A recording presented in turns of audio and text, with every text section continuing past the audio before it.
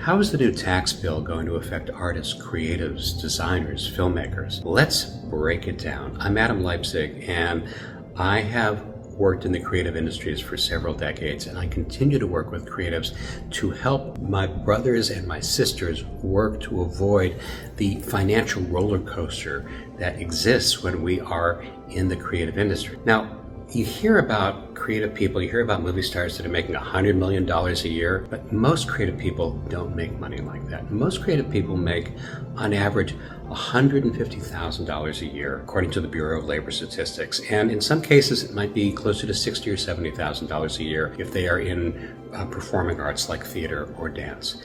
Not a ton of money. We do it because we love it. We find places to live and ways to put food on the table, but people are getting by, not getting rich. The new tax bill is probably going to negatively impact most people at that income level. It's probably going to slightly lower their taxes, but then there are other elements of the services that are provided by government that are going to go away, so we're going to have to pay more for them. And also, it's going to limit the amount of contributions that are made to nonprofits. When donations go down, a lot of the creative industries, especially in the performing arts and the visual arts, are supported by nonprofits. So when donations go down, the nonprofit sector gets reduced, and that also has an impact on artists.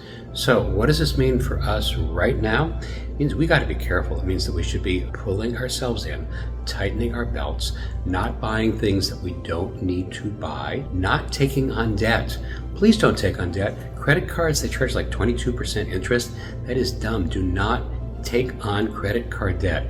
It's terrible. And so just pull it all back and let's wait for about 6 months and see how everything's going to work out. Now remember one other thing about this new tax bill. The tax reductions that have been made permanent, in some cases also have increased, are going into effect now, but the social service cuts, like cuts to Medicaid, are not going to go into effect until after the midterm elections.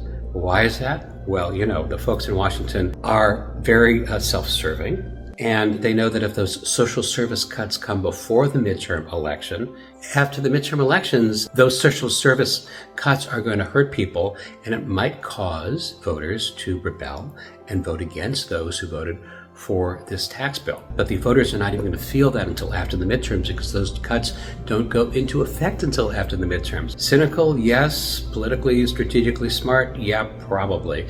But it does mean that all of us just have to be really aware and really conscious. We really have to be having a future plan for ourselves. Creative people have to have extra money in the bank all the time because we do not largely have regular jobs. We largely work in the gig economy. We go from job to job, not paycheck to paycheck, and there could be a space of time between job one and job two.